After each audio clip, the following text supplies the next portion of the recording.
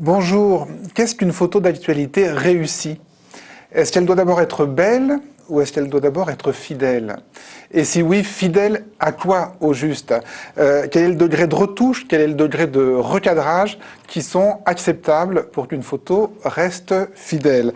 Alors ce sont des éternelles questions qui agitent d'une manière chronique le monde des photoreporters et qui ont ressurgi cette année à l'occasion du prix du World Press, prestigieux prix de photoreportage qui a été décerné cette année à 7 photos sur laquelle nous nous arrêterons longuement pendant l'émission sur cette photo et sur bien d'autres, et notamment toutes les photos précédemment primées par le World Press, prix qui existe depuis 1955 et dont l'évolution du palmarès, nous semble-t-il, donne une idée fidèle du type de photo acceptable par consensus général aujourd'hui, général ou presque général. Alors pour aborder toutes ces questions de photos qui sont toujours extrêmement passionnelles, 3 invités aujourd'hui. Christian Cojol, vous êtes fondateur de l'agence Vue, après avoir été pendant de longues années chef du service photo de Libération.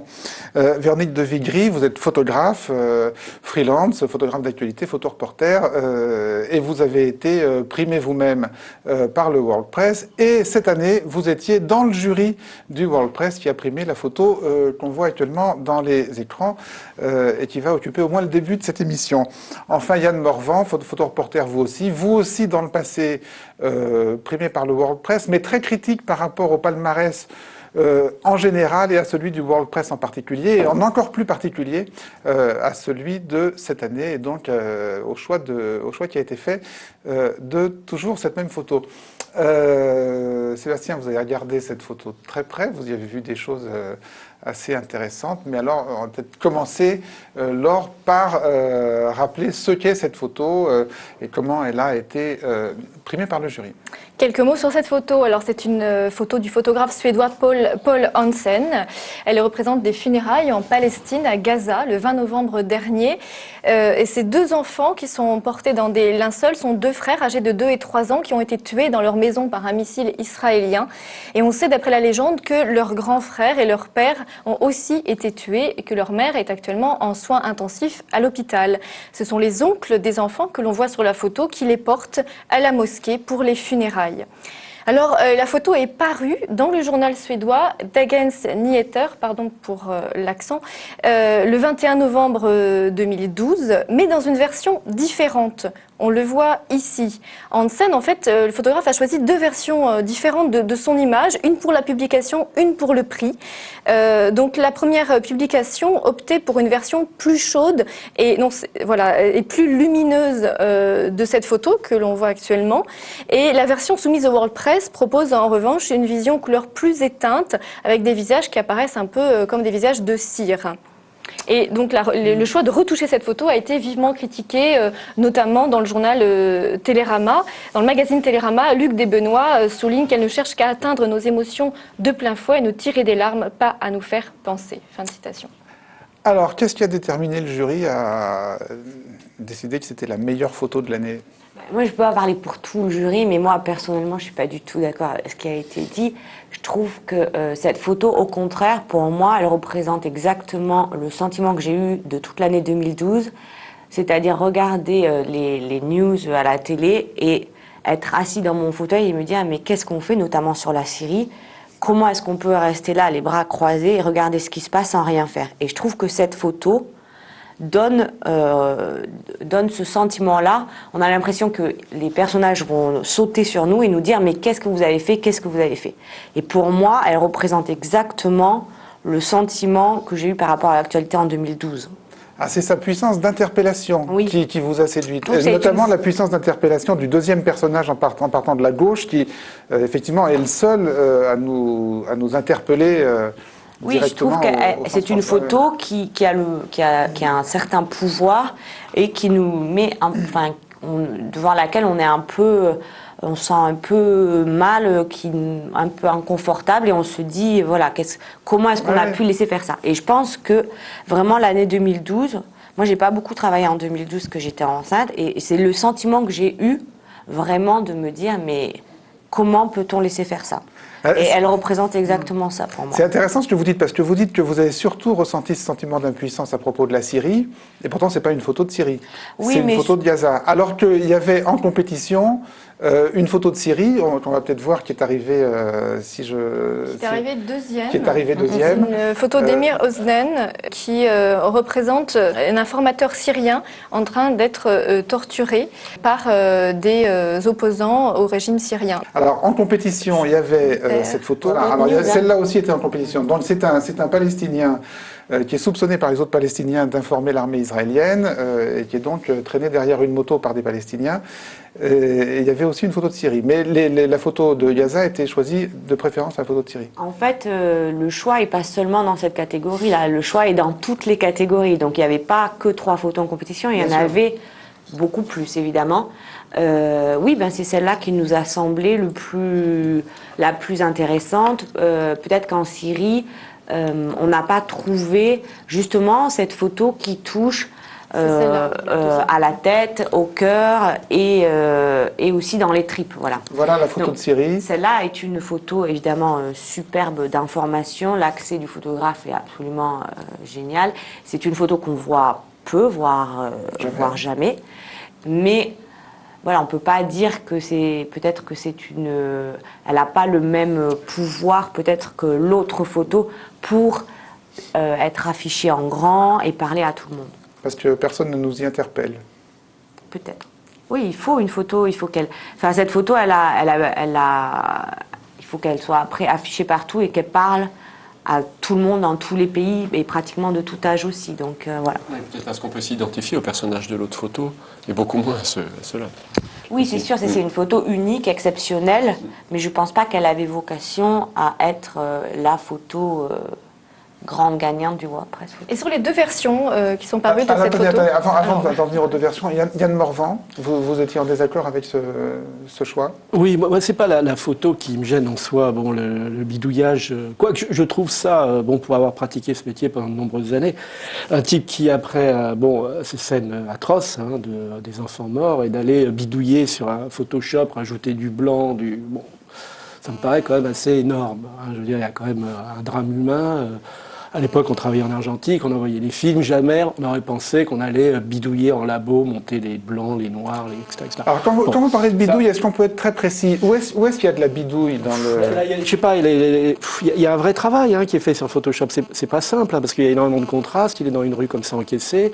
Donc, il a dû, désaturer, saturer. Alors, je sais pas si c'est lui qui l'a fait. Moi, j'ai regardé le travail de Paul Hansen sur ce qu'il a fait. C'est un formidable photographe. Il a fait un travail formidable en Afrique, au Congo. En Afghanistan. Apparemment, il a commencé à photoshopper à partir de l'Afrique, où ces images avec ces ciels saturés. Mais ça, on va le voir de plus en plus aujourd'hui chez tous les reporters. C'est-à-dire, ils essayent de trouver une tonalité, un ton. Alors, peut-être un problème de génération. C'est-à-dire que j'ai l'impression de voir... Alors, excusez-moi, quand j'ai vu cette photo, je me dis, tiens, c'est tiré d'un jeu vidéo. J'ai l'impression que c'est une photo numérique, ou un film, ou un truc comme ça. C'est une photo numérique, de fait. Voilà. Non, mais on dirait qu'elle est sortie d'un jeu vidéo. Je suis au niveau 3, j'ai passé au niveau 4, si je sauve les enfants, un truc comme ça. Elle m'a choqué. C'est les couleurs qui vous donnent cette impression-là? Oui, c'est la matière. On regarde ce qu'on... Alors, ça, c'est peut-être un problème de génération. Quand on faisait de l'argentique, on n'a pas du tout le même rendu. Ça ne sort pas de la même façon. Alors, ça, c'est peut-être un problème que j'ai personnel. Mais j'ai vu ça et j'ai été choqué. Je me suis dit, mais comment est-ce qu'il a pu faire ça? Et je le retrouve maintenant chez tous les photographes, c'est-à-dire ce travail après. Alors, le travail en labo, on l'a vu chez les grands photographes, il a toujours existé, mais il y avait un concept, une idée. C'est-à-dire quand Salgado faisait la misère humaine, c'était un parti pris. Il dit, je vais parler de la misère humaine, donc je vais accentuer les noirs, je vais sortir, etc. Là, on a un photographe, l'image a été utilisée. J'étais à Gaza au mois de novembre. J'étais du côté israélien. Pas du tout pour ça, pour autre chose, pour un travail que je faisais. Et le photographe a fait son boulot. La photo, elle a été publiée, etc. Il a fait son travail, il a fait l'information. Ce qui me gêne, c'est qu'elle a été choisie pour un prix comme le WordPress. Pourquoi? Parce que, à 2 titres. Le premier, au niveau de la responsabilité. On est quand même dans des pays où, un pays comme Israël, la Palestine, qui est en situation de pré-guerre, si ce n'est pas. Donc il y a une responsabilité. Montrer une photo comme ça, vous pouvez imaginer dans les populations musulmanes ce que ça fait, surtout en étant WordPress. WordPress, hein, c'est-à-dire c'est encore les Israéliens. Bon, voilà. Alors que de fait, c'est les Israéliens. Absolument, mais les Israéliens, Oui. ils auraient pu montrer exactement la même chose de l'autre côté. Hein. Le Hamas a tiré 800 roquettes pendant qu'on y était, sur Tel Aviv et Jérusalem. Mais la question se pose pour toutes les photos, Absolument. de guerre en tout Mais cas, ou de le conflit. WordPress, c'est un Alors, truc vous dites des choses très très différentes. Hein. Vous dites ce qui me gêne, c'est la bidouille, hein, le fait qu'on ait peut-être blanchi les linceuls, etc. Et vous dites par ailleurs, ce qui me gêne, c'est le sujet lui-même. Oui, le fait que le WordPress ait choisi ce sujet, C'est le ce qui veut dire WordPress. qu'il y a des sujets politiquement corrects et des sujets Non, mais politiquement il y avait un événement incorrects. qui était important aujourd'hui dans géopolitique, c'était la Syrie. La Syrie, Oui. et les photographes ont fait un travail incroyable. Il y a eu énormément de photographes qui ont été tués, de journalistes. Donc, à mon sens, un prix international emblématique comme le WordPress Aurait dû choisir la Syrie. Syrie. Au moins par respect par rapport à tous mes confrères qui ont été tués là-bas. Voilà, Alors, c'est tout. on va essayer Ça, de c'est une serrer les arguments là pour pas discuter de tout à la fois. Il y a deux arguments qui ont été donnés par Yann Morvan. Il y a de dire, d'une part, on prime pas une photo bidouillée comme ça. C'est indécent par rapport à la douleur que ressentent ces gens. Et d'autre part, l'argument du sujet. Alors, si on peut les prendre un par un. Alors, d'abord, si vous aviez été dans le jury, vous n'y étiez pas. Vous y avez été il y a très longtemps, mais vous n'y étiez pas cette année. Vous auriez aussi choisi cette photo ? Certainement pas. De façon très très radicale, pour 1000 raisons. Mais certainement pas par rapport au bidouillage, que je trouve un faux débat récurrent et toujours très mal posé. La raison pour laquelle je ne l'aurais pas choisi, c'est parce que, comme le disait Véronique, elle était en compétition, puisque au WordPress, en finale, il y a toutes les photos qui ont eu des prix dans les autres catégories. La raison pour laquelle je ne l'aurais pas choisie, c'est que pour moi, c'est une photo qui, d'un point de vue photographique, ne m'intéresse pas. Elle ne m'intéresse pas par rapport au fait qu'elle est tout simplement dans la veine d'une convention photographique par rapport au traitement de l'actualité. Et on est en train... C'est-à-dire que toutes ces images faites au grand angle qui vont appeler appeler strictement à l'émotion sont des images qui m'intéressent moins que d'autres aujourd'hui. Par exemple, la seconde qu'on a vue, moi, m'intéresse beaucoup plus graphiquement. Celle-ci m'intéresse beaucoup plus d'un point de vue. Imaginez un poster partout et tout, elle a besoin d'un contexte. Alors, je vais. Il faut que ce soit postérisable pour être primé. Moi, c'est pas. Non, mais bien sûr, c'est la photo du WordPress, c'est elle qui va être Bien, postée partout. c'est bien. Pour moi, c'est bien là que se pose la question du WordPress. Et ça me rappelle et ça me fait penser qu'on n'a pas du tout avancé par rapport à cette réflexion. J'ai été 3 fois membre du jury et j'ai été 1 fois président. J'ai passé mon temps à me bagarrer sur une seule chose, sur le fait de dire je voudrais que nous choisissions selon des critères photographiques et non pas que nous primions un événement, l'événement le plus important de l'année. Alors, c'est pas ce que disait Véronique de Vigry. Non, non, non. Elle parlait pas de C'est- l'événement. c'est pour ça- Elle parlait du côté postérisable. Bien sûr, mais quand tu dis, il y a ces deux aspects. Yann, quand tu dis la Syrie, c'est plus important, je suis désolé. Je veux dire, la question n'est pas cette question-là.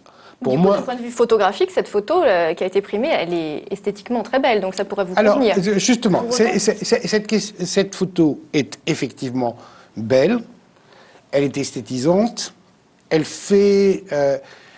D'ailleurs, c'est extrêmement intéressant, elle s'inscrit dans une des tendances fortes de la photographie, et pas seulement de la photographie de presse aujourd'hui. J'insiste que c'est pas celle qu'on voit en ce moment. Là, Non, non, vous êtes en train de celle parler qui de a la été photo de primée. Gaza. La photo de Gaza, il y a une tendance forte dans tous les domaines de la photographie à avoir une référence qui est une référence cinématographique.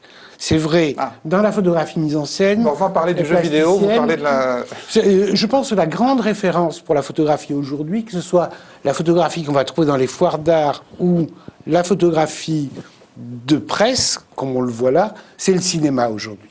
Et ça repose des questions qui sont des questions par rapport à comment est-ce qu'une photographie transmet de l'information.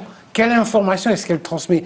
Je suis désolé, on continue à vivre sur cette illusion qui a été fabriquée par la presse, qui dit la photographie, c'est la vérité. Je suis désolé, si je vous légende cette photographie en disant sur le tournage du prochain film d'Abbas Kiarostami à Beyrouth, et que, voilà, comment est-ce que l'image elle-même va me démontrer le contraire?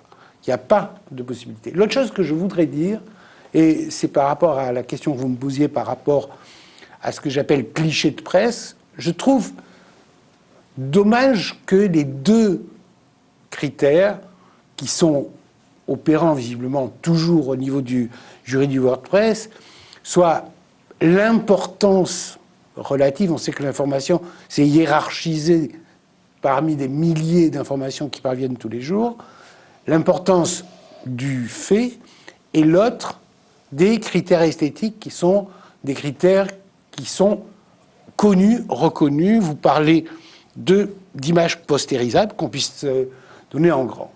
Moi, j'ai été très frappé et heureux de voir que parmi les prix, par exemple, il y a cette année un prix donné à une toute jeune vietnamienne qui s'appelle Maïka Elan, qui a fait un travail sur les homosexuels au Vietnam, un travail sublime, esthétiquement, extrêmement courageux, avec des légendes d'une précision extrême.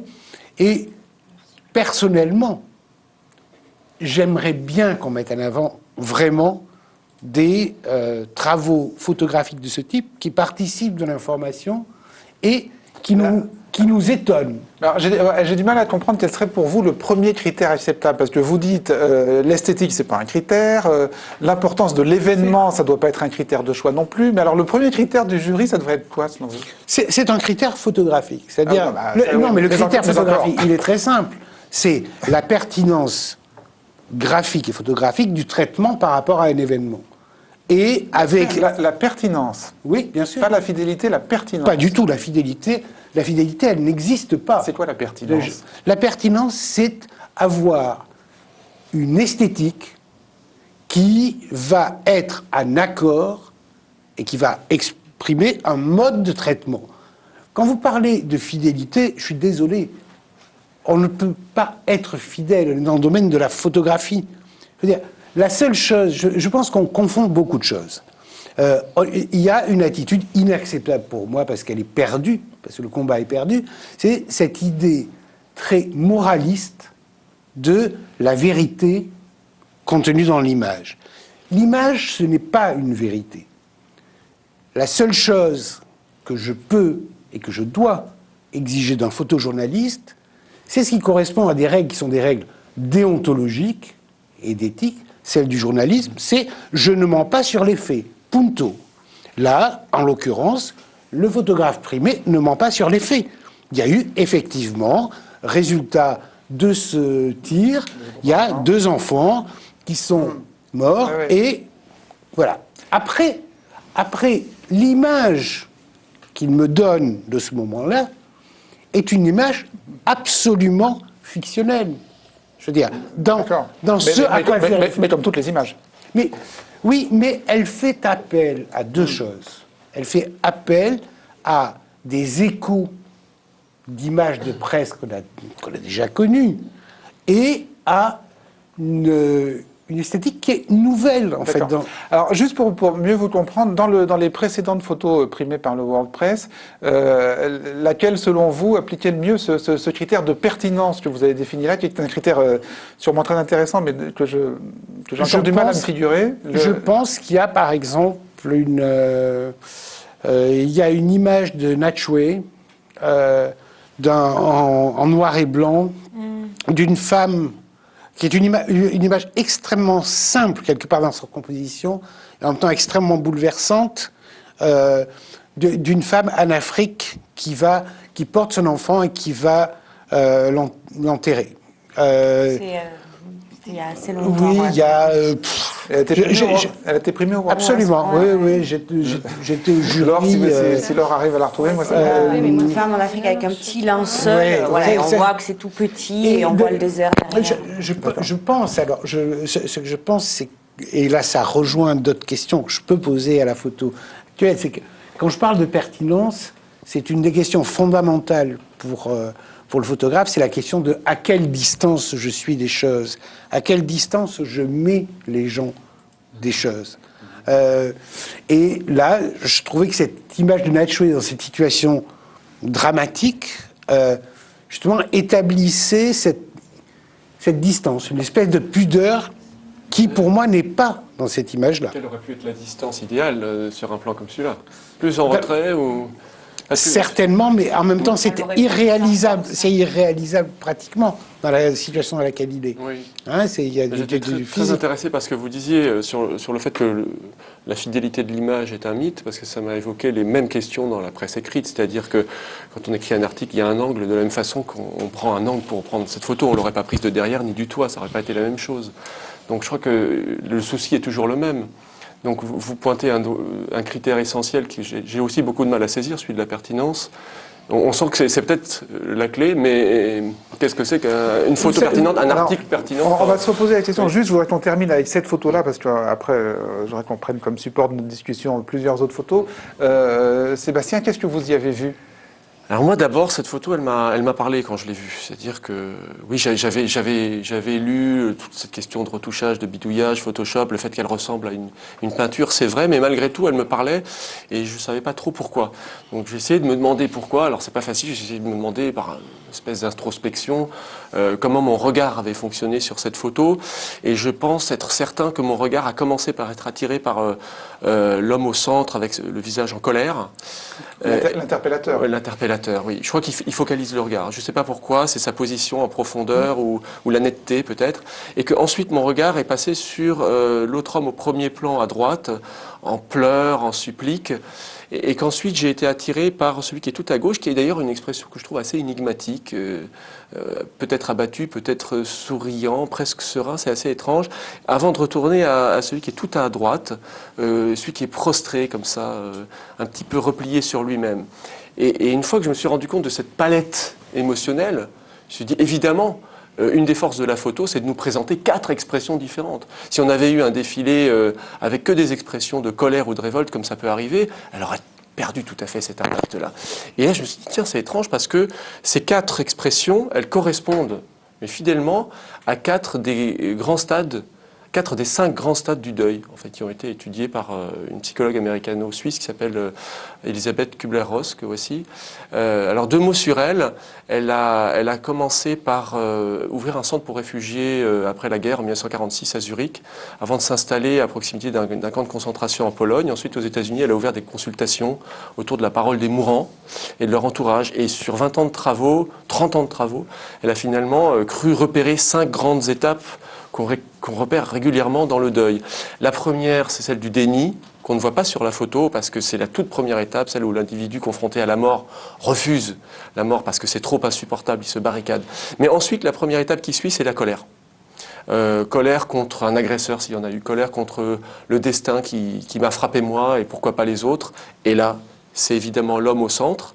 La troisième étape du deuil, selon Elisabeth Kubler-Ross, c'est elle appelle ça le marchandage, c'est un terme un peu péjoratif, c'est le fait que l'individu peut être amené à tout d'un coup à supplier, à prier, à espérer dans une prolongation de la vie au prix de sacrifices dans sa vie personnelle. Et je trouve que quelque chose dans l'attitude de pleurs et de supplique de cet homme au premier rang me semble correspondre à ce stade-là.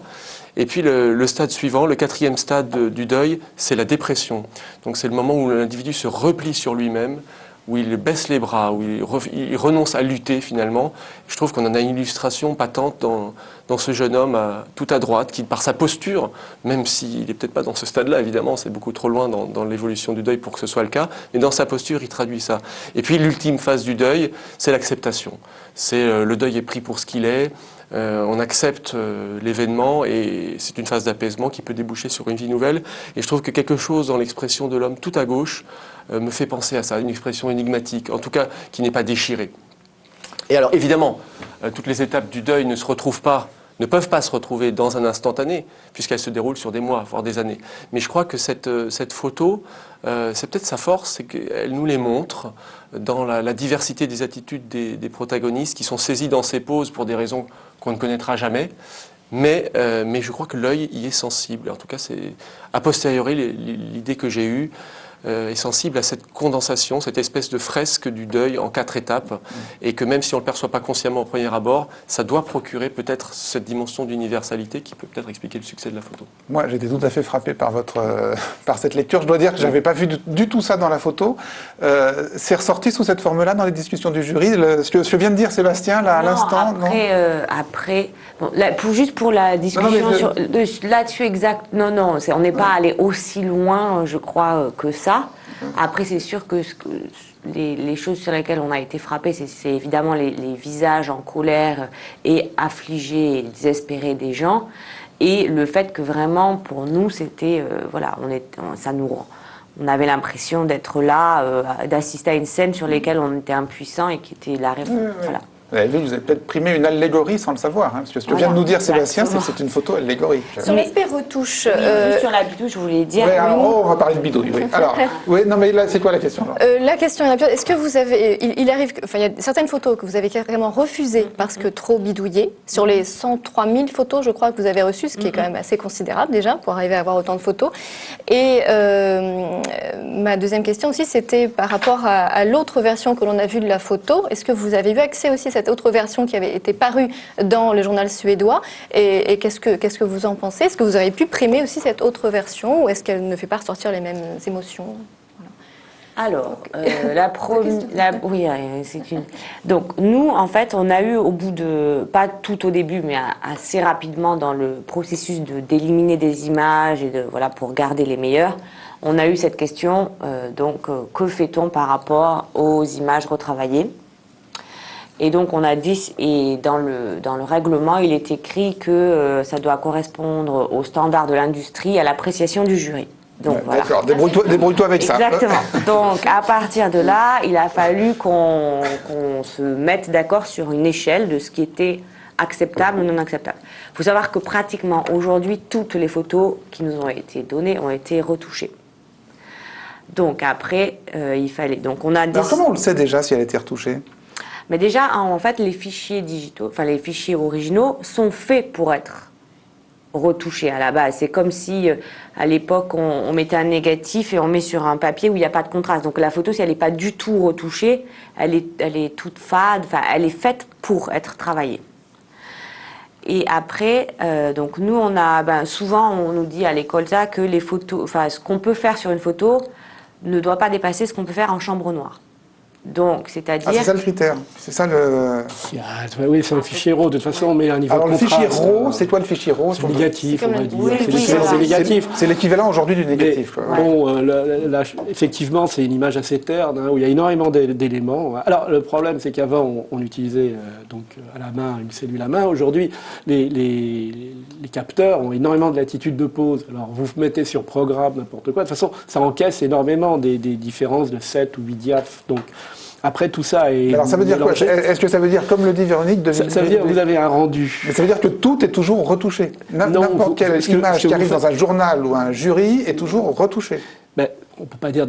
Comme n'importe quelle image était allée dans un labo et était tirée. À partir d'un négatif, on faisait un positif. Donc, disons, le RAW, c'est le négatif et on va sortir un positif. En général, ce qu'on fait, c'est qu'on remet des niveaux de contraste. C'est-à-dire, vous avez un truc qui s'appelle auto et vous avez l'image qui revient à peu près... Non, mais c'est pas pareil que de la passer au révélateur à l'époque de l'Argentine. Je veux dire, ça veut dire qu'il y a modification par rapport au fichier de base. Mais à l'époque de l'Argentine, il y avait aussi une modification, ce que vous dites, du contraste, des masquages pour équilibrer des endroits il y a plus de contraste, moins voilà. de contraste.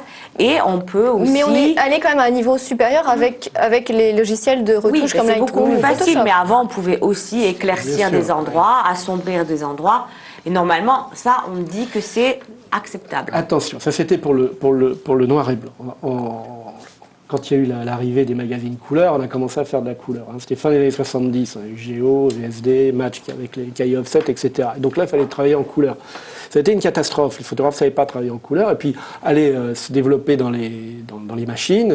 Bon, moi j'étais à l'époque chez SIPA, on sortait les films, ils étaient coupés, c'était dupliqué, ça partait. Il n'y a jamais eu aucune retouche sur la couleur, c'était impossible. Hein, les types ne pouvaient pas le faire, ils n'avaient pas le temps.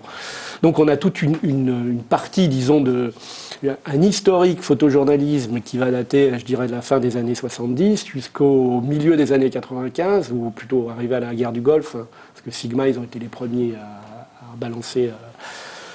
Donc, sur des images qui sont des inversibles, des photos inversibles, ce qu'on appelle des diapositives. Et là, il n'y avait pas de retouche. Là, les photos partaient dans les journaux comme ça, et c'était impossible de retoucher ces images. C'était des diapos qui recevaient.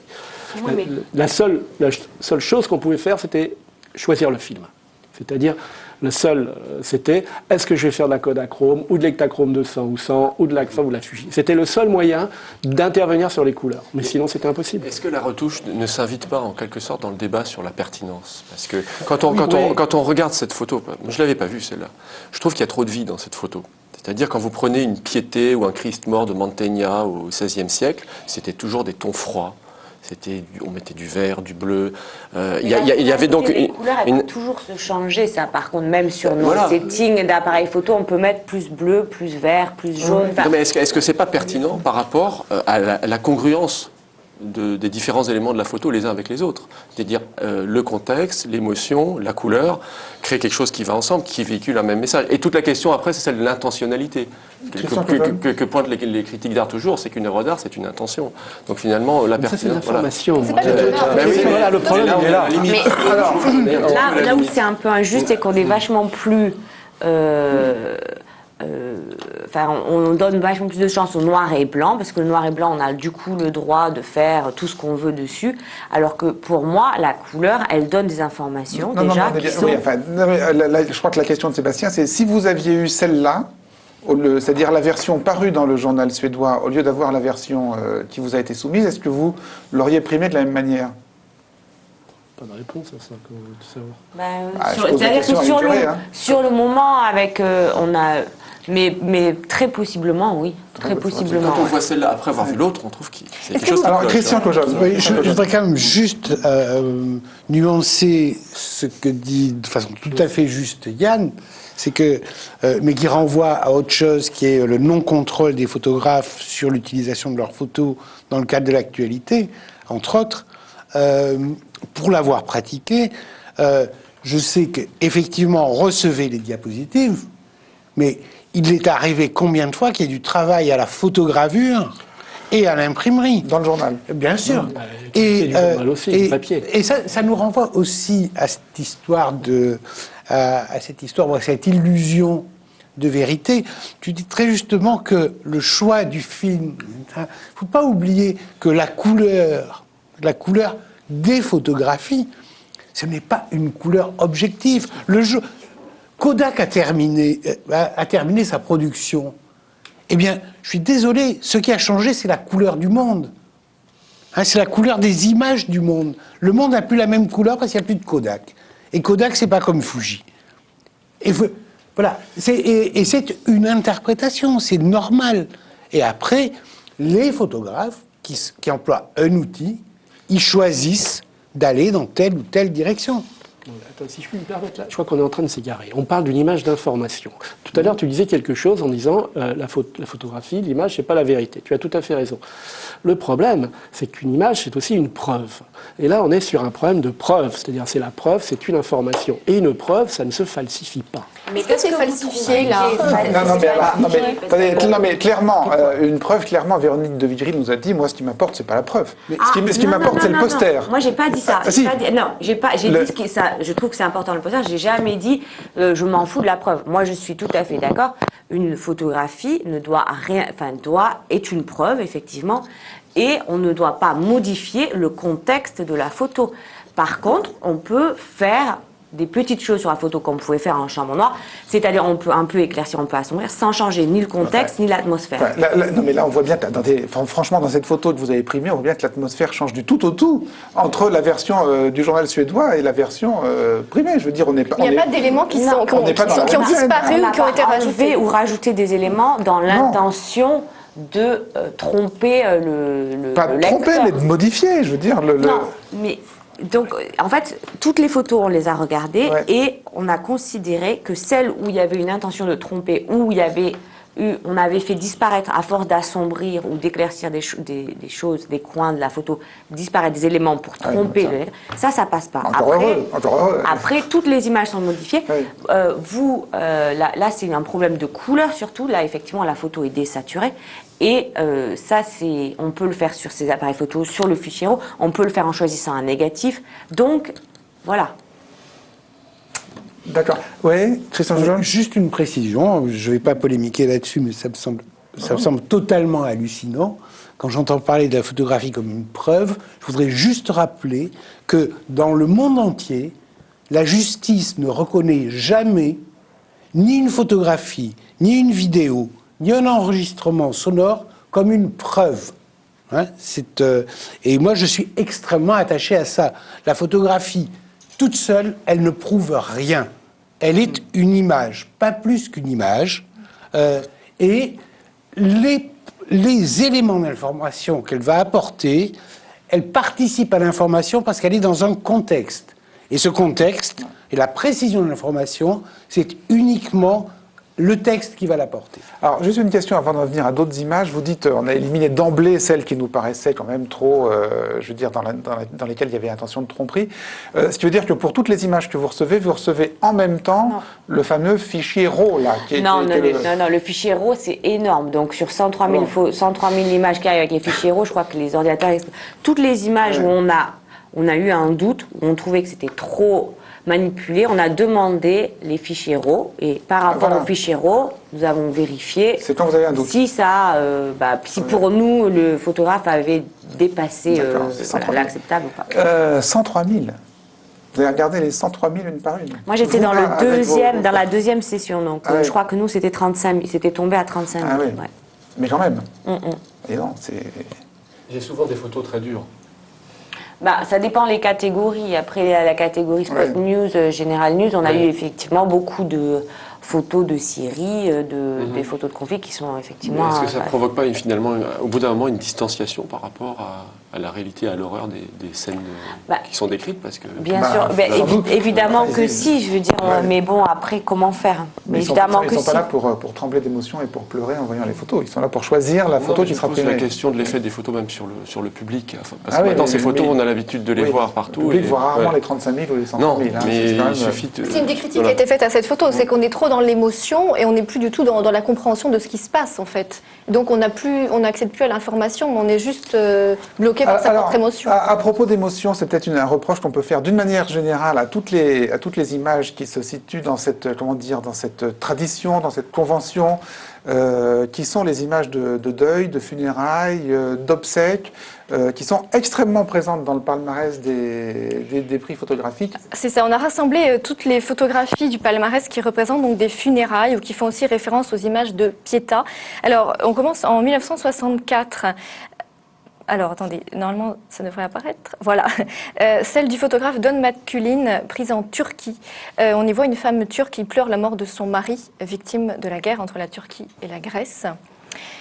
On passe ensuite en 1983, avec cette photo de Mustafa Bozdemir, prise en Turquie aussi. Et ici, une femme pleure la mort de ses 5 enfants qui ont trouvé la mort dans un tremblement de terre, en Turquie donc. Puis ensuite, en 1988, cette photo de David Turnley en Arménie. Et là, c'est une famille qui pleure la mort de leur fils de 17 ans, mort également là dans un tremblement de terre. Encore cette photo en 1990 de Georges Mérillon, qui a été publiée par Gamma. C'est une famille qui pleure la mort d'un des leurs tué pendant une manifestation contre la décision du gouvernement yougoslave d'abolir l'autonomie du Kosovo. Et puis ensuite, cette photo très connue en 1997 du photographe algérien Hossein, publiée par l'agence France Presse. C'est une femme qui pleure près de l'hôpital où on a amené les blessés et les morts après le massacre de Bentala. C'est un massacre qui a eu lieu près d'Alger en 1997 pendant la guerre civile algérienne qui voit s'affronter donc le gouvernement algérien et des islamistes. Et puis en 1998, une photo de Dana Smith. publié dans The Washington Post, au Kosovo, une femme qui assiste aux funérailles de son mari. C'était un soldat combattant avec l'armée de libération du Kosovo. Et enfin, cette photo de l'année dernière, qui a eu le World Press de 2012, de Samuel Aranda, prise le 15 octobre 2011 au Yémen, et on y voit une femme qui tient dans ses bras son fils Saïd, blessé lors d'une manifestation dans le cadre du printemps arabe contre le président Saleh. Et alors, Sébastien parlait tout à l'heure de Pietà, et effectivement, sur notre site, Alain Corcos montre fréquemment les équivalences entre ces images-là et l'imagerie traditionnelle.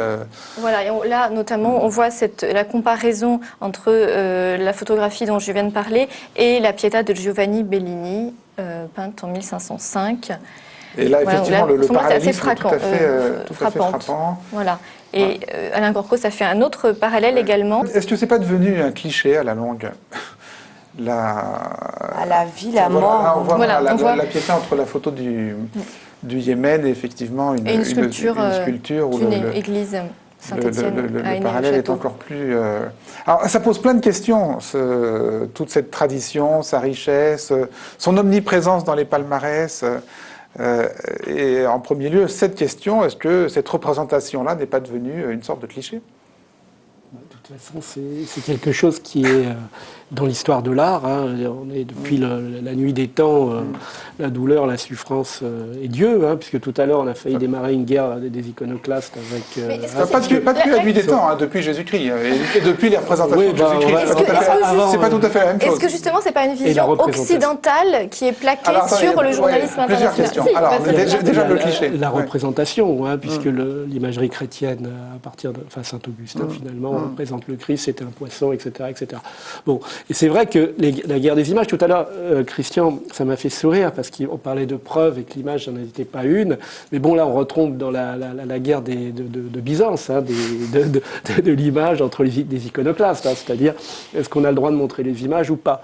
Donc, finalement, l'Occident, je dirais le byzantin, avait tranché en disant finalement les images, on peut les montrer parce qu'elles vont apprendre à ceux qui ne savent pas lire. Bon, et l'image, et là on rentre tout à fait dans la problématique de cette photo du World Press, c'est un travail de prosélytisme, c'est-à-dire que à travers une image, on va montrer aux gens finalement comment penser. Celle qu'on voit là, non pas celle-ci, on va peut-être passer à une autre maintenant. La Pietà, là, pour vous, c'est une image prosélyte. Pas forcément celle-là. Non, celle-là est formidable. Celle-là est formidable parce que c'est une image. Elle n'est pas prosélyte. Non, celle-là, non. Celle-là, je pense pas. Mais celle qui a été primée cette année, oui. Ouais. Christian Clojol. Non, je pense sur les Pietà, mais c'est une chose que je trouve absolument normale, je dirais. Ça fait partie du pictorialisme inhérent à la photographie qui s'inscrit dans une histoire du regard et qui se poursuit. Qu'est-ce qui est normal ? Il est normal que la photographie, elle s'est nourrie esthétiquement dès ses débuts d'une histoire de la peinture. Et il est normal que la question de la mort, qui est une question qui obsède l'homme, soit représentée en référence à une histoire visuelle qui préexistait à la photographie. C'est toujours conscient de la part des photographes et de la part des jurys qui priment ces photos et de la part du public qui les regarde. Vous pensez que ces réminiscences sont toujours conscientes ou le plus souvent inconscientes ? Quand on décide de primer une photo comme celle-ci ou comme il y a tous les cas de figure, mais je peux vous dire, par exemple, puisque j'étais président du jury pour l'image du Kosovo, pour les images de Mérillon, la discussion sur le pictorialisme de cette photo, elle a eu lieu. Par contre, y compris si je l'ai beaucoup défendu, c'était parce qu'à l'époque, on ne parlait pas du tout du Kosovo. C'est 2 ans après qu'on a parlé du Kosovo. Et je trouvais que cette année-là... C'est un événement d'actualité. Ça veut dire que vous avez primé l'événement plutôt que l'image. Non, mais c'est ce que vous voulez dire. On a primé l'image plutôt que l'événement. Non, vous dites je l'ai défendu parce qu'on ne parlait pas du Kosovo. Donc c'est une manière de faire en sorte qu'on parle du Kosovo. On ne parlait pas du Kosovo parce qu'il n'y avait pas d'événement au Kosovo. Il y avait eu une manifestation et il y avait eu un mort. Donc on n'en avait même pas parlé dans la presse. Mais ça vous paraissait important qu'on en parle à travers cette image ? Non, ça ne me parlait pas important qu'on en parle. Il me semblait que l'image était une photographie formidable et était bien supérieure du point de vue esthétique à tous les clichés qui étaient ailleurs et où il y avait des choses absolument de grande qualité. C'était quand même relié à un événement, sinon on pourrait faire ça en studio et tu dirais c'est une image formidable, on va l'imprimer. Mais ce n'était pas. Ce que je veux dire, c'est que ce n'était pas un événement majeur de l'année. Alors pourquoi ça vous paraissait important qu'on parle de cet événement qui n'était pas un événement majeur de l'année? Non, c'est pas de l'événement comme ça. Je cherche à comprendre. J'ai toujours défendu le fait qu'on primait une photographie et qu'on primait la photographie qui avait la meilleure qualité, qui réunissait les meilleures qualités. C'était le cas cette année-là. Après, il y a des jurés qui étaient opposés à cette photographie parce qu'elle ne correspondait pas à un événement important.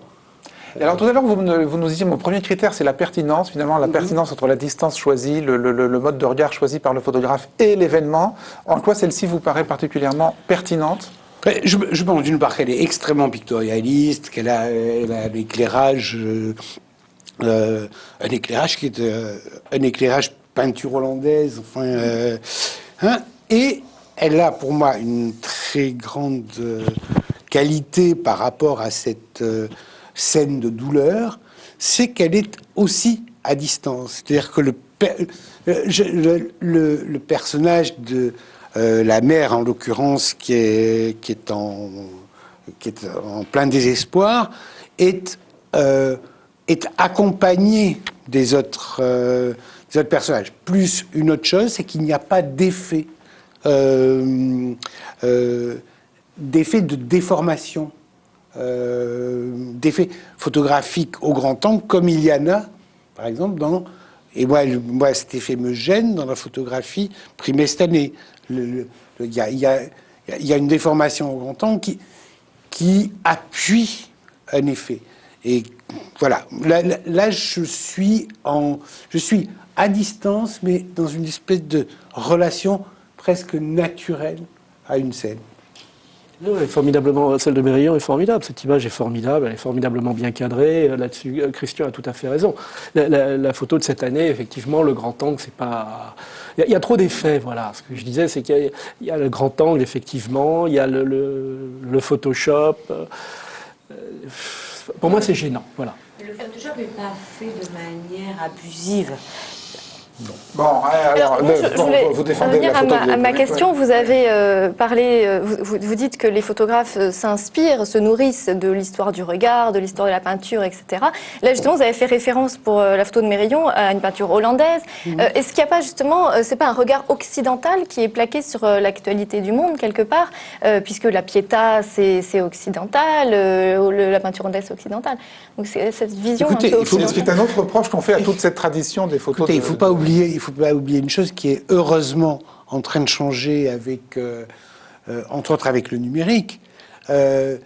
Pendant pratiquement un siècle, ce sont des Américains, des Français, des Allemands et des Britanniques qui ont écrit visuellement l'histoire du monde.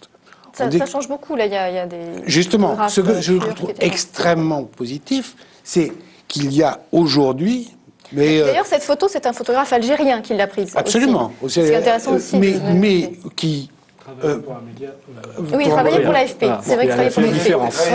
Je vais vous citer un exemple, puisque je l'ai vécu et animé. En 89, au moment de Tiananmen, j'ai travaillé avec... Enfin, à l'Agence Vue, on a travaillé avec 8 photographes chinois, dont certains, dont un, entre autres, a fait la grève de la faim avec les étudiants. Le point de vue visuellement était totalement différent de celui des Occidentaux. Pourquoi ? Parce qu'il y a un accès différent, parce qu'ils sont concernés de façon différente, c'est-à-dire c'était leur révolution, c'était leur espoir, ils le traduisaient peut-être de façon contradictoire et non héroïque, ce qui a été l'image primée, qui est formidable. Mais, qui est une image prise par qui, là? C'est un Chinois ou un Occidental? Non, c'est un Occidental. David Cole, je crois. Et je trouve justement que cette richesse. Et on a primé l'occidental, on n'a pas primé les Chinois. Ah ben oui. Toi, oui. C'est une constatation. Oui. Moi, Vous le regrettez? Ah, moi, je le regrette. Ouais. Oui, Non, mais parce que pour poser la question de manière très crue, je veux dire, la plupart de ces photos primées de ces photos de deuil et d'obsèques sont des photos qui se situent dans le monde musulman. La plupart, et elles sont toutes prises par des photographes occidentaux, et on a montré qu'elles sont toutes plus ou moins influencées, consciemment ou inconsciemment, par l'imagerie chrétienne. Voilà, il y a peut-être un problème. La question, c'est est-ce que une image, je dirais, d'inspiration musulmane ou islamique pourrait exister. Non. Cette photo faite par ce photographe afghan là, de l'année dernière, je crois qu'il y a eu le Pulitzer, donc un photographe afghan qui est formidable. C'est quoi? C'est laquelle? C'est un attentat piégé, un attentat. Donc non, c'est pas vrai aujourd'hui. Si, attendez, prenez le palmarès du WordPress depuis 55. Je suis désolé. Je veux dire, c'est écrasant. Oui. C'est écrasant. La représentation occidentale, Pietà, femme voilée en train de pleurer, est absolument écrasante. Et il ne faut pas. Ça correspond aussi à un état de puissance de l'Occident qui est en train de aujourd'hui qui se perd. L'imagerie chrétienne, c'est une imagerie doloriste. C'est la première imagerie doloriste de la souffrance humaine. C'est le Christ, c'est dans ses bras de sa mère, c'est ça. Et je crois qu'il y a quelque chose d'essentiel dans l'image, c'est que l'image est un instrument qui fait passer l'émotion. Tout le monde le sait, et que l'émotion de la douleur, c'est quelque chose qui passe très bien à l'image.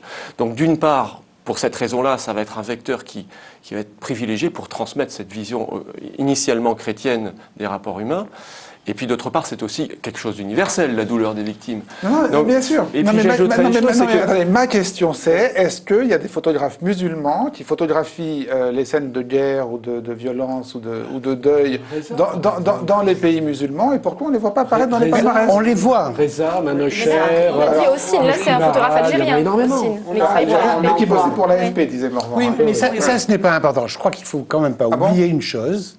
Il ne faut pas oublier une chose, c'est que lorsqu'un photographe professionnellement travaille dans le champ du photojournalisme, il a des références visuelles qui sont celles de la tradition de ce métier. Je veux dire, lorsqu'on est parce que ça a toujours été comme ça, ce sera toujours comme ça. Je pense que ce sera extrêmement difficile que, au niveau de la production, ça va mettre encore. Moi, je vois ce qui se passe en Asie. Ça va prendre encore du temps pour que des photographes qui sont cambodgiens, thaïs, etc., et qui travaillent sur l'actualité, proposent une autre esthétique. Leur esthétique. Ce que vous dites, c'est qu'eux-mêmes sont intérieurement... ils ont intériorisé l'esthétique. Et je peux vous citer le cas au Cambodge d'un formidable photographe qui est l'ancien correspondant de l'AFP, qui est aujourd'hui le correspondant de EPA, et qui fait son travail, qui ressemble beaucoup à ce qu'on voit publié dans la presse, et qui par ailleurs fait, une fois tous les 2 ans, une série, qui est une série totalement personnelle, et qui n'a rien à voir avec. Ce seraient des images qui ne seraient pas acceptées par les réseaux d'alimentation des médias à l'image. Ce ne serait pas pertinent. D'ailleurs, ce qui peut amener à poser la question du jury, d'ailleurs. Parce que c'est vrai qu'on se... le jury de ce fameux WordPress, c'est qui, au fond? Qui décide alors, à part vous, mais quelle est la composition? Ils auront une énorme matrix, ils essayent de varier le plus possible des gens de tout horizon et de tout âge, et des femmes et des hommes, le plus possible. Donc là, il y avait un Irakien, il y avait un Chinois, il y avait quelques Américains, 2 ou 3, un Suisse, une Péruvienne. D'accord. Et ça, Des photojournalistes Non, travaillant non. pour la Voilà. presse. C'est ce qui m'a choqué dans le jury, parce que j'ai regardé, c'est que vous étiez quoi, 2 ou 3 photojournalistes? Ah bon? Et alors le reste, c'est qui? Il y avait Bah, attendez, c'est qui le des reste? curateurs de Des musées. curateurs, des photographes de Non, on mode, était des quand même plus des photographes. Voilà. Voilà. Alors, on voit les photos des membres du jury, là. Alors, qui sont ces personnes, vos anciens collègues? Santiago León est vice-président d'association d'AP, D'accord, C'était le président du jury. président du jury. d'accord. Après, il y avait... Non mais pour être clair, enfin, ce que nous disait Yann Morvan, ce qu'il a dit alors en préparant l'émission, ce que je vous ai dit alors, c'est qu'il y a un certain nombre de gens qui sont des photographes de mode, par exemple, Oui, ou de pub. et de mode. Alors, Ou de comment- pub. pas de- beaucoup, mais...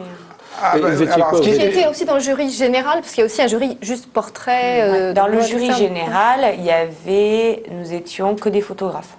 non de mais presse, attendez. Non, et après, il y avait toujours Non, mais- la Sherman de la portraitiste, Non, mais attendez, le sport, nature. vous y étiez dans le jury, donc vous allez retrouver vos copains, vos collègues baroudeurs comme vous de terrain, photojournalistes, ou vous allez retrouver aussi pas mal de photographes de mode ou de pub. Bon, on n'était que 9 déjà, Ouais, et il y alors. avait un photographe irakien de conflit aussi. D'accord. Et après, il y avait une péruvienne, mais c'est vrai qu'elle en fait plus trop de photos, D'accord. une curatrice de musée, une portraitiste, un qui fait du sport, un qui fait de la nature, donc je ne l'ai jamais croisé, et Santiago León, le président. D'accord. Voilà. Ouais, donc, oui, voilà, on pourrait se dire, il n'y a que des photojournalistes, mais non. C'est quand même Non, plus, non, voilà. non, il n'y a pas que Ouais. des photojournalistes, Ah ouais, mais il non, n'y a pas que du photojournalisme Non, mais- non plus. Oui, non, mais ce qui peut expliquer que, par exemple, par rapport à la retouche, à Photoshop, à ces problèmes d'esthétique et de lumière, les réflexes de ce jury ne soient pas purement des réflexes de photojournalistes Oui, tout et à voilà. fait. Et il peut expliquer ce genre de choses. C'est de la Ouais. presse, c'est Oui. pas du photojournalisme. Oui, oui, quoi. enfin, c'est la presse au sens large. Alors, on a tourné autour d'une discussion depuis le début de l'émission. On s'est demandé si, au fond, on primait la photo ou on primait l'événement. C'est-à-dire qu'on choisissait l'événement. Et bon, même si la photo n'est pas super, elle montre un événement qui est important cette année-là. Donc, on va primer celle-là. Et c'est vrai qu'en regardant, en se plongeant dans ce fameux palmarès, Laure, on a retrouvé un certain nombre de photos dont on peut se dire on a plutôt primé l'événement que l'image elle-même.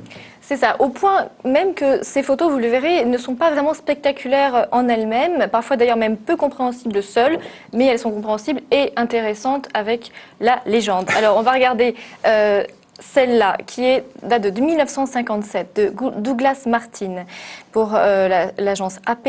Alors, on voit sur cette photo une jeune femme qui est une des premières étudiantes noires à pouvoir intégrer une université aux États-Unis. Et on voit derrière que les élèves blancs eh bien, se moquent d'elle. Enfin, Voilà. on voit rien du tout, parce qu'on voit pas du tout qu'elle est noire sur la photo. On voit pas forcément que les élèves Après avoir lu la derrière sont- légende, on le voit. Voilà, non, mais je veux dire, c'est une photo qui a besoin de sa légende. Sinon, Et on sait aussi qu'elle a été tout retirée ont de besoin de l'école légende. après 4 jours. ah bon, non. Ah, enfin, on va en parler. Ouais. Alors, on poursuit dans cette série des événements historiques. En 1973, cette photo d'Orlando Lagos, publiée dans le New York Times, eh bien, on voit le président Salvador Allende qui sort de son palais présidentiel au moment du coup d'État de Pinochet. Et on sait qu'il se suicide quelques instants après. C'est peut-être donc une des dernières photos de lui vivant. En 1981, cette photo de Manuel Pérez Barrio Pedro. On voit ici le colonel Antonio Molina, l'un des initiateurs d'une tentative de coup d'État en Espagne en 1981, ancien colonel de la garde civile espagnole, nostalgique du franquisme.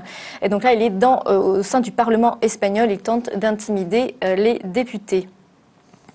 On a pensé aussi à mettre cette photo de Alors ça, c'est le sida. Hein, 1986, voilà, qui représente un malade du sida. Alors, il y a Photo Tiananmen, d'Alan on l'a vu. Tiananmen, voilà, on l'a vu, de Charlie Cole, j'avais dit David Cole tout à l'heure. Ouais. Et puis, on a en 1994, photographe James Nightway, je ne sais plus comment ça se prononce, pour le Time. Et donc là, c'est une victime, un Rwandais, victime du génocide. Et puis, plus récemment, en 2008, cette photo qui illustre en fait la crise... Est-ce que vous savez ce qu'elle illustre? Je ne le dis pas. Attendez, non, ne le dites pas alors. La devinette. Oui, vous le savez parce que vous la connaissez. Mais Oui, bon, voilà. alors, c'est pas du jeu. Mais c'est vrai que c'est les subprimes. Hein. C'est un, Voilà, ça illustre les c'est un subprimes. shérif. Qu'est-ce qu'il vient faire, ce shérif? Eh bien, il vient dans une maison dont les propriétaires ont été expulsés suite à la crise des subprimes. Et comme ce sont des maisons qui sont souvent prises par des squatteurs, voilà, donc il rentre dans toutes les maisons comme ça, armes au poing. D'accord. C'est quelque chose qui rentre en ligne de compte, ça, dans les discussions des jurys. Bon, on se dit, bon, alors cette image, c'est vrai qu'elle n'est pas formidable, c'est pas forcément la meilleure qu'on ait, mais cette année, il faut qu'on parle du Rwanda ou du sida ou... Dans l'émotion du jury, sûrement. Que le jury regarde les photos avec l'année qu'il a vécue et évidemment que ça doit, émotionnellement, ça doit avoir un facteur, bien sûr. Mais dans les discussions auxquelles vous avez participé, par exemple, vous nous disiez au début de l'émission, on était tous sur la Syrie, on se disait c'est incroyable l'impuissance à propos de la Syrie et tout, et finalement on a quand même choisi une photo parce que palestinienne. je trouve que cette photo, elle n'a pas besoin, enfin on n'a pas, à la limite, que ce soit à Gaza ou en Syrie, on s'en fiche. Ce qui compte... Hein oui. C'est pas la même chose. Ce qui compte, c'est l'impression d'inconfort qu'elle donne. Et ensuite, nous, on a primé la photo qu'on a trouvée. Pour interpeller. On a choisi la photo qu'on a préférée, la photo. Voilà. Sans parler du. Alors, vous nous disiez au début de l'émission un truc qui m'a fait sursauter, mais alors on va en parler maintenant. Vous disiez, on n'aurait pas dû primer cette photo-là de Gaza pour des questions de responsabilité. Oui, parce que ça aboutit à désigner Israël comme responsable du bombardement dans lequel ces deux enfants ont trouvé la mort, et donc il ne fallait pas. Mais enfin, vous vous rendez pour un journal, enfin, je veux dire, dans la bouche d'un journaliste. Non, écoutez, je parlais du prix là. Oui, c'est ça. Elle a fait sa carrière. Elle est sortie dans tous les magazines. Elle a été reprise, je crois, par AP. Elle a été distribuée partout au moment de l'événement. Donc c'est une photo d'événement. D'accord ? Il n'y a pas de censure, quoi que ce soit. Après, un prix, ça a une vocation emblématique, c'est-à-dire de représenter une corporation, quelque chose, etc., etc. Or, dans ce cas-là, cette photo qui va durer, qui va être montrée partout, qu'est-ce qu'on lit ? On lit quand même quelque chose d'atroce. Hein, je veux dire. Donc, voilà. Bon, à juste titre. À juste titre. Mais est-ce que c'est une bonne idée, une responsabilité, de montrer ça aujourd'hui, de montrer ça emblématique en stigmatisant des communautés qui n'ont certainement pas besoin, surtout dans l'état actuel des choses, plutôt que de mettre en avant plutôt un conflit qu'il est important d'en parler, comme la Syrie. C'est tout ce que je disais. C'est-à-dire, c'est après. La Syrie aussi, ce serait un parti pris. Ce serait de se dire. Non, parce que si on regarde dans l'histoire du WordPress, par exemple, dans l'histoire du WordPress, bon, moi, ce qui m'avait un peu donné envie de faire ce métier dans les années 70, c'était le Vietnam. Si vous regardez, il y a eu Flores de photos du Vietnam. Pourquoi ? Parce que c'était, disons, une guerre fédératrice, les pour et les contre. Et donc, on pouvait s'identifier avec est-ce qu'on était pour ou contre le Vietnam, à l'époque, quand j'étais étudiant. Attendez, c'est exactement la même chose. Je veux dire, quand on montrait la photo de la jeune, l'enfant victime d'un bombardement au napalm, photo mythique, culte, dont on va peut-être reparler tout à l'heure, je veux dire, exactement de la même manière, on désigne les Américains comme les méchants qui ont napalmé. C'est la même chose. Derrière, vous avez des soldats américains sur cette photo, parce que bon, elle est aussi tronçonnée. Alors là, elle a été recadrée, donc elle a été recadrée. Et donc, on voit derrière des caméramans, etc. D'ailleurs, on voit des Américains. On voit là, attendez, juste là, on voit la photo originale. Le cadre avec un photographe à droite. Donc, elle a été recadrée par. Il a été recadré comme ça. Enfin, d'ailleurs, on n'est pas sûr si c'est des soldats ou des photographes. Non, on sait que c'est un photographe. À droite, c'est David Burnett, qui est un photographe qui d'ailleurs a pris d'autres photos de la même scène. Voilà, le personnage de droite là qu'on voit trifouiller son appareil photo, on se doute bien que c'est un photographe qui est habillé en soldat, comme l'étaient toujours les photographes qui étaient embedded au sein des unités américaines. Et je dirais quelque chose, cette photo est, disons, à mon sens, une vocation humaniste, c'est-à-dire sur la guerre. Mais dans quel cadrage ? Le vrai cadrage. C'est quoi le vrai cadrage ? Celui-là. C'est pas celle qui a été retenue. Oui, moi je suis contre, contre les images d'information, et j'en ai fait longtemps, ne jamais recadrer, c'est une erreur. Alors, c'est vrai qu'il n'y a pas la vérité, mais il y a quand même le regard du photographe. Le regard du photographe, c'est quelque chose, quand on est professionnel, on choisit. Vous n'appuyez pas sur un bouton comme ça, vous choisissez, chaque chose est importante. C'est pas celui-là, justement. Il a choisi, après, il n'a pas pu prendre l'angle... Non, mais ça, c'est Horst Fass, après Horst Fass, qui était le patron du bureau AP, qui a recadré la photo. Parce que, bon, lui, il avait des impératifs aussi, il a trouvé qu'elle était plus forte comme ça. Mais qu'est-ce que ça veut dire, a posteriori, la trouver plus forte. Non, la vraie image, c'est l'autre. Et ça, c'est important, parce que là, elle donne beaucoup plus d'informations. Elle montre quoi ? Elle montre que les Américains, quelque part, ils auraient pu être bombardés de la même manière. Comment ça Comment ils auraient pu être bombardés de la même manière ? Ils viennent on va faire un peu de sémiologie, comme ça. Là, la fumée derrière. Oui. les civils sont au premier plan, Oui. et derrière, on a les militaires. On a des gens dont on ne sait pas si ce sont des militaires ou des photographes. Hein. Non, pas absolument là-bas, clair. ils sont armés, là-bas, vous avez dit qu'ils sont armés. oui, les trois, les trois à l'arrière-plan. Bon, là, on a ouais. un photographe, on a des militaires. Donc, quelque part, ils viennent d'une zone de conflit. Ils étaient ensemble, ils sont pas... Bon, Ou alors, non mais, ou alors ils ont, parce que je crois que c'est un village qui a été frappé par un bombardement en napalm, et donc les militaires viennent évacuer les civils, peut-être Voilà, les amener vers un poste de secours ou on ne sait quoi. c'est pas eux qui les ont Non, bien sûr. directement. Non, mais voilà. c'est l'armée américaine. Oui, mais ça c'est votre interprétation. Si C'est- je regarde c'est- la photo c'est comme ça, c'est pas une interprétation, c'est un fait. C'est pas sûr, c'est l'armée. C'est qui d'autre? Dans la légende, pas c'est savoir. marqué, c'est l'armée sud-vietnamienne, mais qui était appuyée par les Américains. Donc, Oui. Bon, mais quand on voit cette image, on ne peut pas dire c'est ces gens-là qui ont dénudé cette jeune fille. Hein, ça, on ne peut pas le dire. Ben non, Voilà. bien sûr. Mais elle a été victime d'un bombardement américain ou... Qu'est-ce qui nous le dit? Non, mais quelles sont les autres hypothèses? À l'époque, c'était quand même là, c'est l'offensive du Tet, non? Oui. On est en 75. Bon, il y avait quand même des gros combats avec les Nord-Vietnamiens, les Sud-Vietnamiens, et ça pouvait être au moment des combats entre les deux troupes. oui, d'ailleurs, sur la légende, Qu'est-ce qu'il y avait du sur la mal légende, il est précisé que c'est l'armée sud-vietnamienne. Voilà. C'est ce qui est marqué sur la Non, mais légende. qui disposait de napalm? Ah, mais attendez, Demande de Christian Cojol, de manière pertinente. oui, mais enfin, là, les Américains, là, ça c'est certainement pas les Américains, ça c'est pas du napalm, hein, parce que Ah, là, les si, types, si, ils seraient si, tous morts. Elle a été brûlée au napalm. Hein. Elle a toujours ça, été je te légendée. confirme. Je veux dire, cette photo est passée dans la Je l'ai légende rencontrée, comme, donc. comme une petite fille qui a été effectivement brûlée au napalm. Ce qui est intéressant d'un point de vue photographique aussi, on parlait tout à l'heure de David Burnett, c'est le photographe qui se trouve à droite, qui a pris d'autres photos de la même scène en contre-champ que l'on voit ici, enfin en contre-champ, une autre situation, et ici, qui est un peu le contre-champ de l'autre. Et on voit tout devant, cette fois-ci, là, ce sont des photojournalistes qui se trouvent là. Et en fait, le bombardement était apparemment attendu.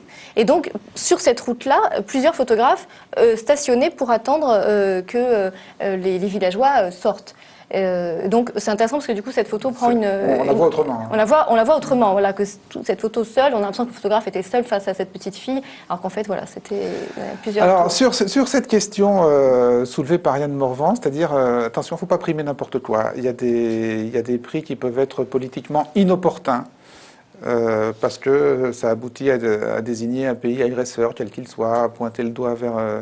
voilà, il faut tenir compte de ça. Qu'est-ce que vous en pensez, vous qui avez participé Dans à des ce jurys? cas-là, il faut éviter toutes les guerres, quoi. Toutes les photos de guerre. Il faut le dire à lui. Hein. Parce que, Bah, après... ça pose le problème des prix aussi. C'est un Pourquoi prix donner un photo, prix quoi. à ça, quoi? Je veux dire, in fine, c'est qu'est-ce que ça, un prix, qu'est-ce qu'il est là pourquoi? Est-ce qu'il est là pour Bonne question. Hein, voilà. Je pense Si que c'est le pour prix est pour stigmatiser une primer... communauté, Non, je je parle pense pas. pas. Je Le pense prix est que pour c'est primer, pour primer une photo. Oui, Oui. mais une photo, Oui. et un photographe. Mais, Le travail accompli. mais quand Morvan vous dit, il y a aussi une dimension politique dans le prix, c'est-à-dire que quand vous primez une photo de victime palestinienne, vous désignez l'agresseur israélien du doigt, vous répondez quoi? Ouais, moi, je dis alors, dans ces cas-là, ne faisons plus de prix photo et surtout évitons les photos de guerre parce qu'à chaque fois, il y a des responsables, effectivement. Sur cette question-là, Christian Cojol? Je trouve que c'est un critère non pertinent et même choquant.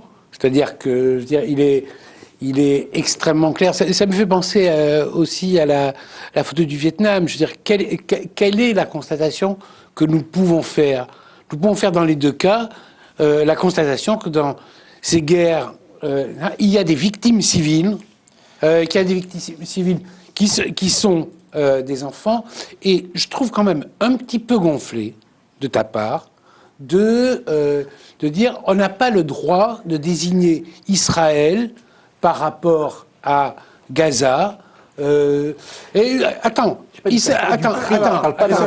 excuse-moi. Hein.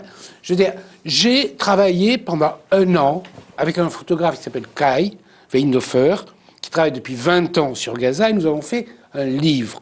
C'était son second livre sur Gaza. C'est 4 ans au Moyen-Orient. Attends, Voilà. Sur la question des victimes, de part et d'autre, on a pris tous les chiffres qui sont les chiffres de l'ONU.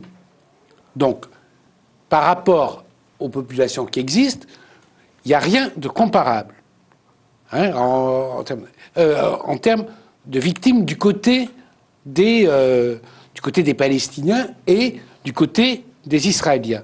Les attentats qui ont lieu en Israël et qui sont des attentats terroristes sont ce qui est la source du plus grand nombre de victimes israéliennes dans le cadre de ce conflit. La majorité, et la totalité en fait, des victimes palestiniennes sont les victimes de bombardements. Et là, on est dans ce cas de figure. Et on est dans ce cas de figure où il s'agit effectivement d'une guerre qui détruit tout. Je te rappelle quand même que l'aéroport de Gaza a été détruit, qu'il n'y a plus d'aéroport à Gaza depuis 5 ans maintenant. C'est une situation quand même. En question, je ne remets pas en question je ne fais pas un procès de la photo de reportage, bien au contraire. Bien évidemment qu'il faut des journalistes, il faut parler. Le problème, c'est le prix. Qu'est-ce que signifie un prix? On donne quoi? On récompense quoi? C'est ça la question que je pose. C'est on récompense quoi? La qualité photographique, l'événement? C'est ça le problème. C'est on va donner 10 000 € à un photographe. Pourquoi? Le type, il est employé par un magazine, il a fait son boulot, il a fait les photos, il a informé, les photos ont été vues partout. Tout le monde sait qu'Israël bon, ils l'ont pas fait exprès, je veux dire, parce qu'ils ne cherchent pas les victimes civiles, c'est pas la bonne propagande. Donc, mais alors, en plus, on va donner de l'argent à quelqu'un parce qu'il a fait cette photo. C'est ça que j'arrive pas à comprendre. Déjà, c'est complètement anonyme, donc on ne sait pas à qui a pris la photo. On ne sait pas si c'est quelqu'un qui travaille pour un magazine, si c'est un freelance, si c'est un Palestinien, si c'est...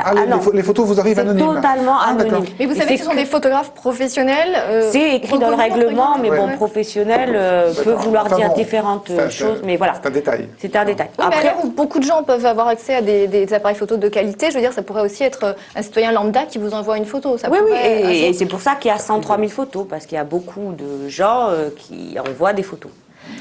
Et ensuite, moi, je pense on n'est pas en train de compter les morts pour savoir si c'était plus important de primer la Syrie ou Gaza, sachant que de toute façon, Gaza est une guerre qui dure depuis très longtemps et qui est encore d'actualité. Donc à partir de là, je pense que la photo a tout à fait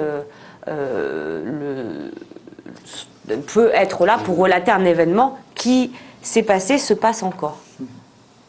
Alors, on peut peut-être faire un petit tour des autres prix, peut-être pour comparer très rapidement.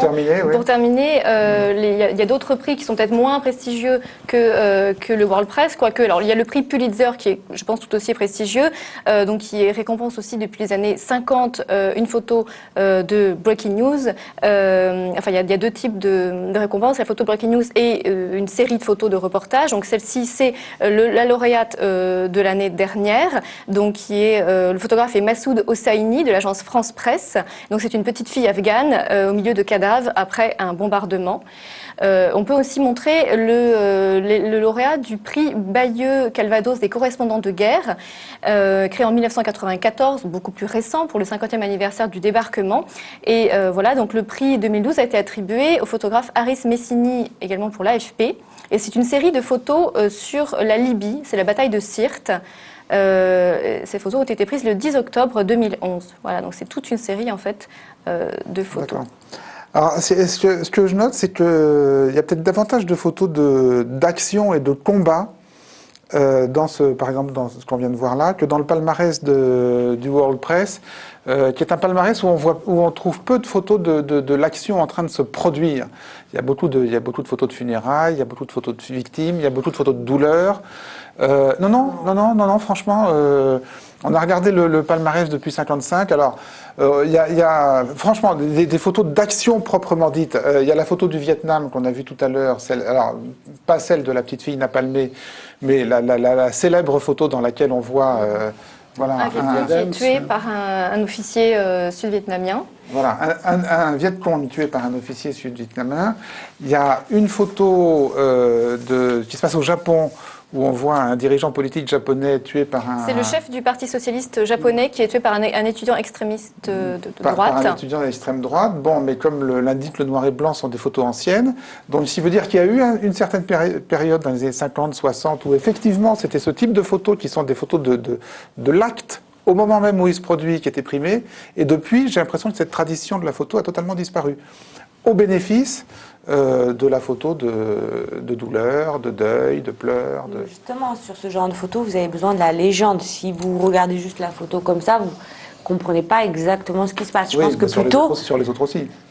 Enfin, je veux dire, le fait de... Sur Gaza, vous ressentez quelque chose. Vous ne pouvez pas juste dire « Oh, qu'est-ce qui se passe ?» Vous voyez bien qu'il y a des enfants, la foule est en colère. Il y a des informations qui sont immédiates. Ça peut être généralisé. C'est une photo de funérailles en général. Oui, ça peut être la représentation Oui. de funérailles. Là, c'est des photos qui ne peuvent pas être interprétées comme étant généralisables. Enfin, c'est la photo à un moment de quelqu'un qui est tué et qui...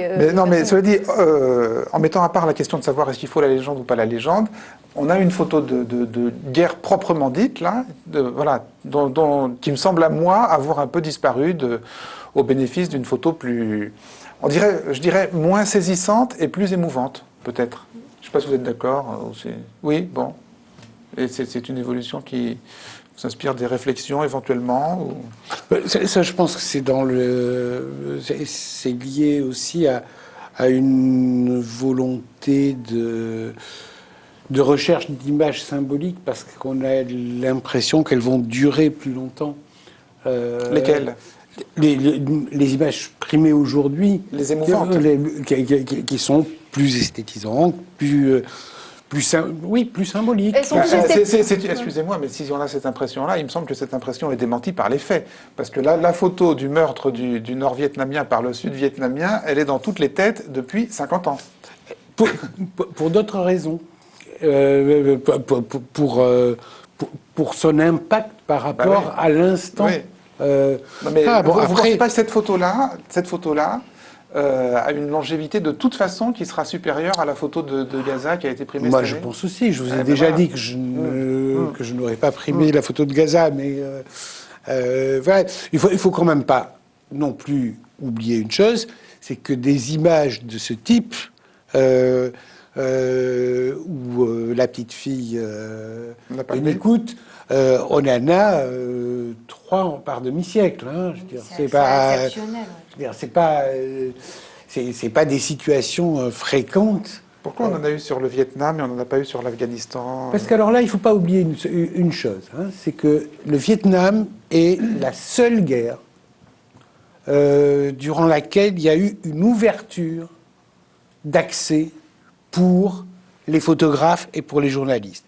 Et c'est derrière la guerre du Vietnam parce que les pouvoirs, l'armée, le pouvoir politique, ont compris quel avait été l'impact des photographies dans le retournement de l'opinion publique américaine et dans l'arrêt de la guerre du Vietnam, que les pouvoirs se sont mis à contrôler de plus en plus. Pardon, mais les révolutions arabes, elles ont été totalement ouvertes aux médias et aux photographes.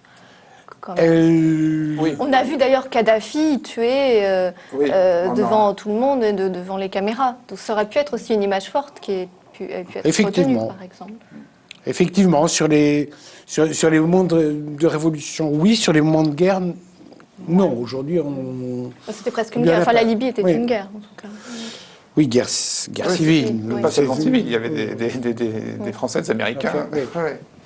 Donc peut-être que c'est plus parce qu'il y a une recherche d'esthétique de la photo plus que sur le vif. C'est plus difficile d'avoir une photo très esthétique quand on prend un combattant sur le vif, finalement. Donc ça veut dire que c'est des photos qui, de fait, seront moins belles, donc pas retenues pour ce genre de prix. Mais maintenant, de couvrir les guerres, c'est beaucoup plus compliqué, peut-être, parce que les armes sont beaucoup plus puissantes et on voit rarement l'ennemi, de toute façon. Quand on est d'un côté, de l'autre côté, la portée des armes est tellement grande qu'on voit... on ne peut pas avoir le combattant et l'ennemi normalement dans la même photo. Enfin, oui et non. Hein,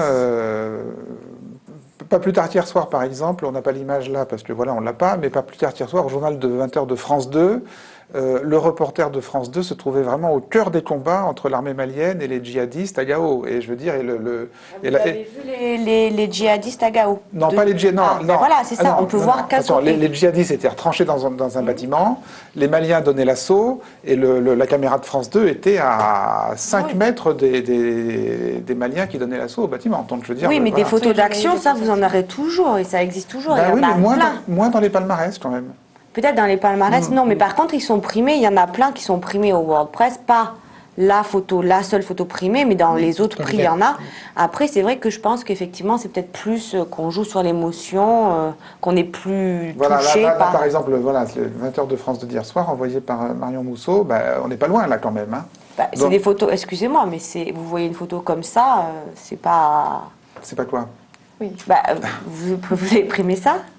Non, mais par contre, non, non, je parle de distance possible. Vous disiez. Non, mais c'est très- moi, ce c'est que très- je vous dis, c'est que c'est pas possible d'avoir dans une photo, ou difficilement, les deux côtés. Donc, vous pouvez pas avoir les combattants et l'ennemi D'accord. dans non, mais la de toute façon, même photo. dans les WordPress, même au départ, il n'y avait jamais eu les deux sur le même plan. Hein. Mais- Bah, la photo par du exemple, Vietnam, si. On Voilà, a le... vous avez, C'est la seule, peut-être. C'est peut-être la seule. C'est ça, Oui. mais c'est exceptionnel. Mais en revanche, des grandes photos de combattants, comme là, le prix Bayeux, par exemple, que je montre, mais attendez, ça, Oui. Bon, pardon, ça ne marche pas, voilà.